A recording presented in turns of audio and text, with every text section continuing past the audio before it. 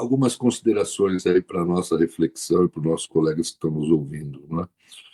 Lacan, dentro do vocabulário dele, ele define um analista como alguém que atravessou o próprio fantasma. É alguém que, por ter se reposicionado perante o fantasma, pode criar uma condição relacional clínica junto aos seus analisandos que faz no setting, e é bom entender que o setting para Lacan não é a cor da parede do teu consultório, não é a cor do quadro.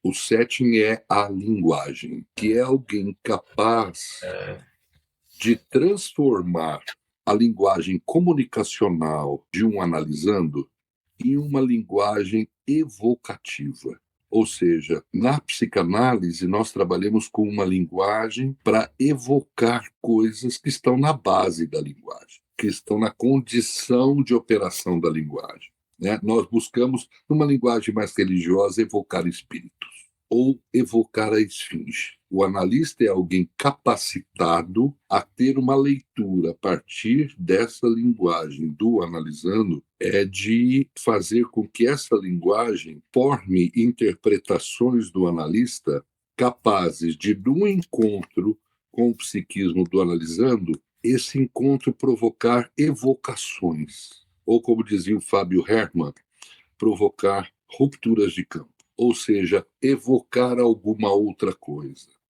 A interpretação nunca é diagnóstico, como alguns confundem. A interpretação é jogar pedras no lago. A função da interpretação, a priori, é de fazer a análise continuar. É de você jogar pedras no lago e ver as ressonâncias, não é? E quais são. E normalmente não se dão imediatamente. Mas, enfim, né? É alguém que, a partir da linguagem do analisando, formula um campo interpretativo, devolve isso ao analisando de uma forma capaz de evocar coisas que, incluso, não estavam nem no discurso inicial do analisando. Né? Para isso, para um analista ser capaz de fazer isso, ele tem que ter uma escuta daquilo que está sendo posto pelo analisando, o enunciado do analisando, e o conjunto que pode estar se movimentando nisso, no que Lacan chamava condições de enunciação. Ou seja, o analista escuta o que está sendo dito, né, mas busca as reticências, busca as dissonâncias, busca as incoerências, busca fissuras. E ao buscar isso, formular de uma forma que isso possa ter um ressoar na mente do analisando e criar o chamado efeito interpretativo. E, ao puxar isso, fazer o analisando entrar em outras paragens psíquicas dele. Se ele não faz isso, a fala do analista não é fala de analista, é uma fala de alguém qualquer. Né? Não é porque ele está lá e se denomina analista que toda fala dele tem efeito interpretativo. Né? E, para isso, o analista, obviamente, tem que ter passado por uma análise. E, nessa análise, ter conseguido, ao longo do tempo, se reposicionar perante seu fantasma, para que você possa ouvir outras pessoas, vamos chamando assim, e diminuir, vamos chamar assim, os seus pontos cegos, que criam situações contratransferenciais e toda uma série de coisas. Né? Nada disso é garantido, nada disso é garantido. Agora, o analista, no seu fazer mesmo, ali onde ele é analista, desde onde ele se autoriza, é na relação clínica. É ali na clínica que ele é capaz de fazer a evocação de um inconsciente que só existe ali, que não vai aparecer de outra forma em outro lugar. Só existe nessa relação. Só que o inconsciente na clínica não aparece assim: oi, pessoal, boa tarde, boa noite, aqui é o inconsciente. Ele aparece no que é manco, como dizia Lacan. Ele aparece nas falhas, ele aparece em situações que são cifradas. Desde Freud, sabemos que o exercício do analista é um exercício de decifração. Ou seja, ele tem que ser capaz de instaurar um setting que favoreça uma capacidade de escuta que permita a ele formular interpretações que sejam capazes de evocar, que não sejam é sinônimo do que o analisando está falando. O analisando não está procurando um dicionário. Não é para você falar para ele o que ele falou. E a interpretação também não é diagnóstico. Olha, isso que você está me falando mostra que você é um edipiano de primeira linha, né? A gente precisa ver isso, modificar isso, né? Ora, isso não tem efeito terapêutico. Isso não tem efeito algum, esse campo explicativo. E mais, uma interpretação se dá até no silêncio, em uma única palavra. De repente você está ouvindo sobre determinada coisa e você coloca uma outra que aparentemente está numa relação de disparidade em relação ao falado pelo analisando, que o analisando entra numa espécie de spinning. Como assim? Do que o senhor está falando? Mas que, uma vez que bem formulada a interpretação, pode vir a ter ressonâncias psíquicas.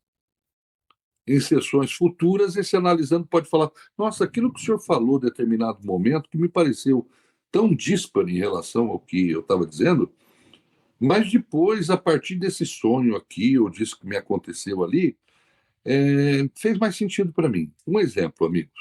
Uma vez eu ouvi de um analisando: Luiz, você sabia, quando eu busquei a análise do meu sofrimento com a figura de meu pai para mim? Eu colocava meu pai no eixo de todo o meu sofrer. Bem, faz mais de 4 anos que nós estamos juntos aqui, e eu só me dei conta agora que o meu pai, essa figura, não está mais presente no meu sofrer. Parece que derreteu. Mas o que me deixa muito mais intrigado, eu, e por conseguinte você, falamos muito pouco dele.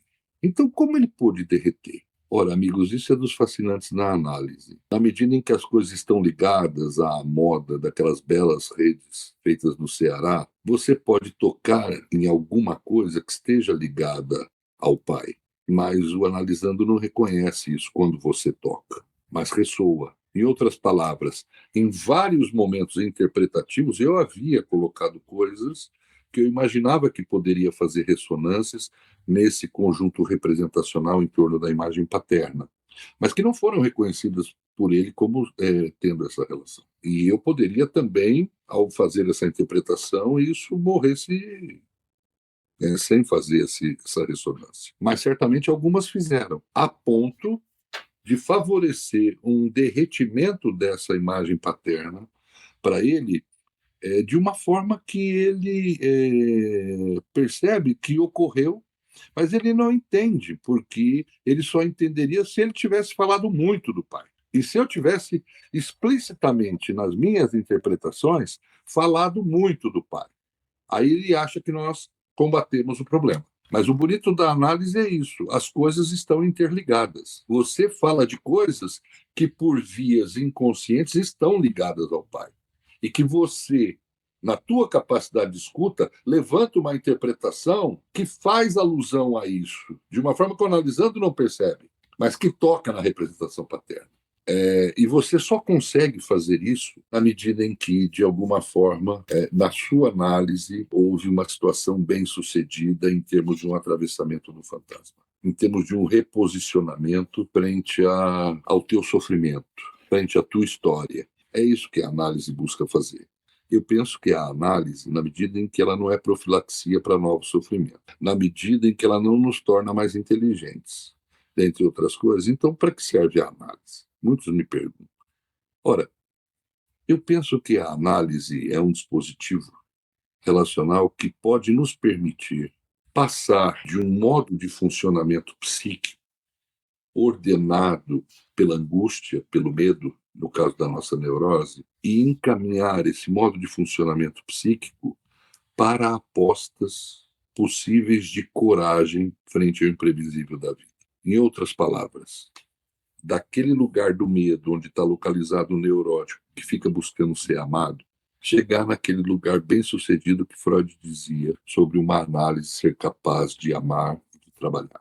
Né? Ser capaz de amar, porque ser amado todo neurótico quer. Ser capaz de amar significa ter coragem. Né? Você, com alguém que ama, esse alguém está muito menos disposto, ou seja possível com ele entrar refém de certas chantagens emocionais, como está o sujeito que busca ser amado. Olha, se você não fizer isso, eu vou deixar de te amar, viu? Como muitos já ouviram na vida. O sujeito que ama é um sujeito perigoso, não é? Porque ele teme muito pouco. E ama não só pessoas, ama os ideais do seu eu, figuras, projetos, seja o que for. Essa é uma pessoa perigosa, né? Porque você tem pouca condição de manipulação pela via da retirada do amor. Por que o superego funciona, amigos? Porque ele é mais severo, menos severo? Igual o psicólogo busca em anamnese? Seu pai foi bonzinho ou não foi? Sua mãe foi boazinha ou não foi? Ora, isso não dá a severidade do supereu ou do superego.